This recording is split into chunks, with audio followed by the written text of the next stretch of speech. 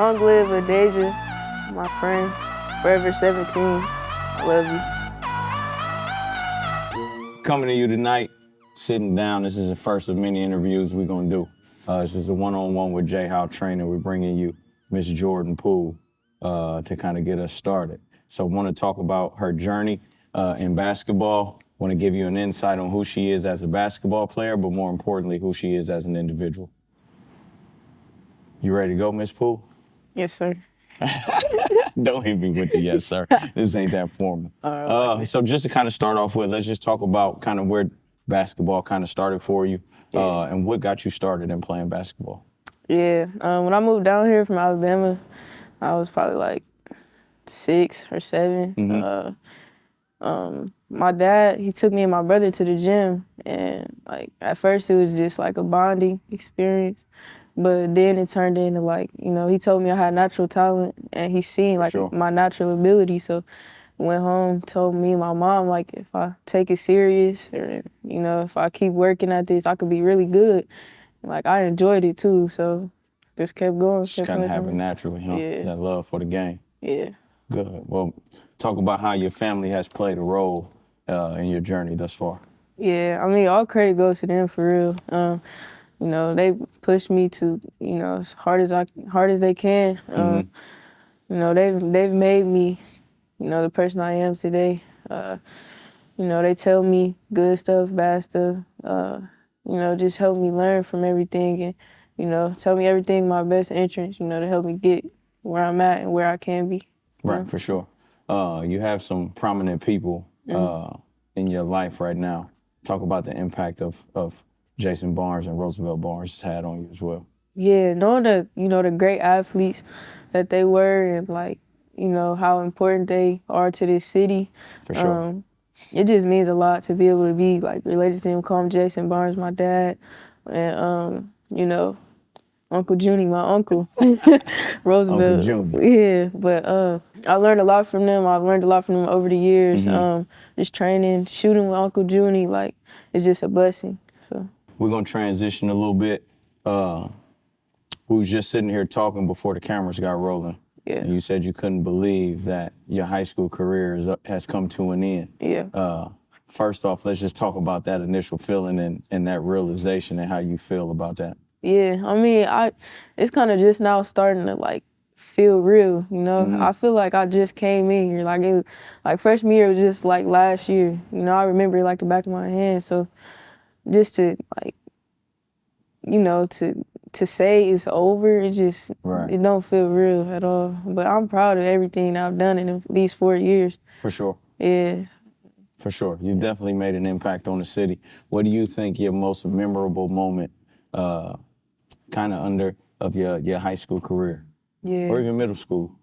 Man, that's really hard. Like, I have a lot of like memorable things. I probably don't have like one, but one I could talk about is when my freshman year, like, this is like, I always talk about this, but when we played Homestead and I scored 30 points, you know, just, you know, that's when Ayanna Patterson played for them. So, for sure. You know, I went into that game like ready to, you know, dominate. So when I was on fire and hitting all those shots and I was just playing fearless, like, it was just a really big moment for me. And then like, you know, all the like notoriety I got off of that game, like, that's where I got, I sent that game to like all the college coaches and stuff. Gotcha. Like, that's almost where I like started getting my offers at after that game. So that was a really big game for me. And my freshman year, like, you know, I just surprised myself, really. The work. So that was kind of the awakening moment of Jordyn Poole as a basketball player. Yeah. Let everybody know you've arrived. Right, yeah. So let's kind of transition as well. So speaking of that moment, what really makes you tick as a basketball player? Like, what's your motivation to continue to develop, and what makes you go on the court? Yeah, really just keeping my eyes on the prize. So when you say keeping your eye on the prize, what is that prize, or what is the end destination? Yeah, just making it professional. Right. Really, I mean, I made it college. I still got to do what I got to do in college, but making it professionally, and then just my family, really. When I think about like giving up or it's getting hard or I'm having, you know, a slump or something, I think about them and everything they've done for me. I just want to make them proud, mostly. So Right. yeah. So that end goal, would that be like to play professional? Because I mean, you can Yeah. be a pro overseas, Yeah. or is the WNBA like Yeah. like that's the where you want to land at? Well, my first option, I mean, my first like main goal is WNBA for sure. But Right.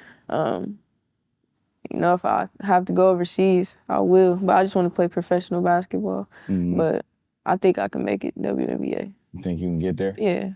Good. So in terms of getting to the WNBA and you know, obviously you're going to Purdue, your sign's sealed. So what are you working on now to kind of help you prepare for that level? Honestly, my mindset for real. Like, I feel like my mind has helped me in a lot of ways and like pushed me back in a lot of ways. You know, I'm trying to improve that. I feel like when my mind is set on like, I'm about to go in here and kill or I'm about to go in here and dominate, we about to win this game. Like, it happens like 99% of the time. I feel like my mindset is my biggest like asset. Yeah. So if I get that right, I feel like everything else will follow, you know? Right, for sure. So since you've been training with myself, with J-How Training, what do you think has been the biggest impact since you started training with me on your game? Well, my shiftiness and my quickness, definitely like my ball handling. Right. You've also helped me with my mindset for sure, like the talks we've had outside the court. For sure. But yeah, just my, you know, quickness, speed, little stuff like when you come to my games and you talking to me on the sideline, like that helps me, that keeps me going. But, you know, being able to have you as like my trainer, my mentor is like a blessing for sure. I've learned so much over these years. Like, I appreciate that. Yeah. I gotta limit myself on how much I talk to you on the floor. Oh, no, you don't. That's the I help. do. Sometimes that can be a distraction, you know what I mean? Too many voices. So, you know, it's a lot of coaches on the sideline. So, you know, partly that's my fault, but I want to see you do your best. You know what I mean? And the things that I'm saying are also probably in alignment with the coach. Yeah, for sure. So let's talk about Purdue a little bit. So day one, getting to Purdue. First off, what made you choose Purdue? Out of all the schools that recruited you, I know you had a bunch of talks with a lot of people. Why Purdue? I mean, I got recruited by a lot of great people and great coaches, but I feel like Purdue, like, it just checked all the boxes for real. When I stepped on Purdue's campus, like, it just felt like home. Like, a lot of people say that, but it really felt right. Like, the people, the coaches, like, the team, the atmosphere, like, everything just was natural, you know? Being able to be coached by Katie Geralds, you know, she a legend. For sure. Yeah, being able to be coached by her and Coach Kimura, that's another legend. It's just like, it just means a lot to me, and as much, like when I think about how much I can learn from them, and it just means a lot to me. I got you. I got you. Talk about your family that has come through Purdue as well. So the basketball legacy is either cousins or uncles. Yeah, I know my Uncle Junie played. Right. I know he played basketball and football, and he was part of the last team that went to the national championship. Yeah, national championship, yeah. You know, just being able to look up to him and learn from him every day. Then you got Caleb Swanigan, Biggie. For sure, rest in peace. Yeah, he was a really big part of their program too. You know, he's still a legend for them. Absolutely. Man. College is a big step, right? So, like, we are student athletes first. So talk about how you balance the workload of your academics and, you know, I mean, your skill work and games and all of that stuff. Yeah, I'm not gonna lie, I'm still kind of working on that part a little bit. But, yeah, I mean, I'll just say, like, never be afraid to ask for help. For sure. Yeah, because, like, people like my classmates, teachers, counselors, my family, like, they've had to help me through that part. But, you know, that could be hard trying to juggle all that, being, you know, a top athlete like you are, training, practice, just school, studying, staying on top of that. But just asking for help, that's really got me through this for sure. Because it's a different workload, especially where you're going to be a Division I athlete. Not a lot of people get that opportunity, so the workload is different. So time management is going to be important for you. You know what I mean? So next, let's talk about what makes Jordyn special. What separates you from the rest of the field? I think my disadvantage being a smaller guard, Gotcha. honestly. Like, that required me to work harder. So, I feel like the level that I have to work at, that what sets me apart. And that also goes with like my mindset. Knowing I'm a smaller guard, that means I know I gotta, put the extra work in more than like a 6 foot, guard or like, So I feel like definitely the disadvantage of me being smaller, that's what sets me apart. Like in terms of like, let's talk about your strength training, things you're doing now to also kind of push you and being a smaller guard, how strong you have to be, how fast you have to be. What are some of the things that you're working on in terms of improving your body? I mean, honestly, I'll just in the weight room every day, working, getting my arms bigger, getting my, just getting big in the weight room. So I hear that. Yeah. I hear that. So in terms of getting big, right? So we had a time in the year where we dealt with some adversity, right? Coming off that knee injury. Let's talk about, how'd you get through those moments? What helped Jordyn get through those moments? Just talk about how you dealt with it as well, because I know it was extremely tough on you. Yeah, no, that definitely was a hard time for me. I was thinking about everything. It was too much time to think. That's why, because I wasn't on the court. Like, I would see y'all training, you, J. Lou and Chase. I want to get out there, but I couldn't. Stuck in there doing physical therapy.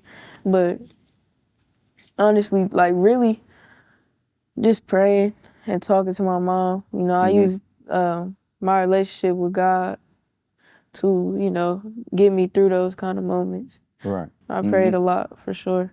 And then, like, doing other stuff, like, since my lower body, maybe, like, dribbling or working on my upper body strength. Gotcha. Or maybe just form shooting. So along with that and speaking about your faith, is that how you dealt with the pressure situations of, once you kind of got back on the floor? Because there was a lot of pressure on you guys and Snider basketball. And I know there was some added pressure in terms of winning Miss Basketball. Right. Let's talk about that a little bit. Yeah, I mean, I use my relationship with God to get through everything, really, on and off the court. So, yeah, I mean, when I came back though from my knee injury, it was scary. I didn't feel like it was a lot of pressure though. I felt like I was just nervous that I was gonna hurt it again, or I didn't know when it was gonna be healed all the way, or if I should be, playing. But I wasn't missing that first game though. So I hear that. But yeah, but just I was confident in the physical therapy work I was doing though, because the more I strengthened my leg, like, the more it was like stopping it from hyperextending again. So Got you. the stronger my legs are. So we've talked about a lot. So we haven't talked about like legacy. So when this is all said and done and you can look back, you've played your very, very last basketball game, what do you want your legacy to look like? Have you ever thought about that? I mean, yeah, sometimes. But I just want people to just remember me, like, that I left my mark, in a good way. And I was a great person on and off the court,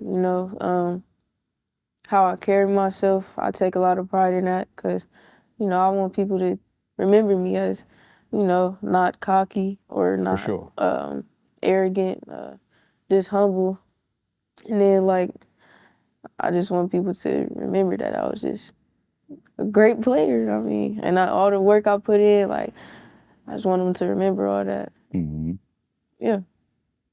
So, this is for, like, looking in the future. How do you see basketball impacting your life after this is all said and done? Is it, like, do you have aspirations of coaching? Do you want to be an agent? Because the agency stuff runs in your family. So, like, once Jordyn hangs up her shoes and you like, I'm retiring from my playing days, do you want to continue to stay involved in the game, and what does that look like, even if you haven't thought about it? I want to get far, like in basketball, and do really good in basketball, because I want to give back to like our community. For sure. You know, I want to do a lot of stuff like camps or like, you know, giving back the knowledge I got from people like you or like my dad. I want to give that back to the youth. Another thing I would probably do is probably like, I'm majoring in communications. Gotcha. So I'll probably like do something like Sports commentating. analyst, commentating? Yeah, something like that. Okay. But Okay. yeah, I got to get a little more comfortable with talking. But yeah, I think that would be fun. So for this me, is though. good practice, right? Yeah, This it is is. good practice for you. Yeah. So lastly, we just talked about legacy. You spoke about the things you want to do to impact your community. If you could give advice to the little girls that are looking up to Jordyn, the fans of Jordyn Poole, the supporters, if there's any advice or anything you want them to know about Jordyn Poole that they may not know, what do you say to that? I would just tell them to not worry about what other people have to say. Cause that was a big thing for me. Like I was always worried about what somebody was thinking about me or what they were saying or how they felt I played or how they feel like I'm looking, like all that stuff. It hurt me more than it would, hurt them. Right. If for that sure. makes sense. But I'll just say focus on making yourself better every day and focus on you, and none of that stuff matters. As you get older, you start to realize that it seems like a lot when you're that age, but like none of them people matter. If you have that mindset and that drive, like you had your mindset on the goal you want to do, gotta do it. Don't worry about what other people thinking or saying, and don't let it affect you, for sure. Good. Well, that was it. Good. We'll also let the people know Jordyn Poole still has not beat me in the shooting competition.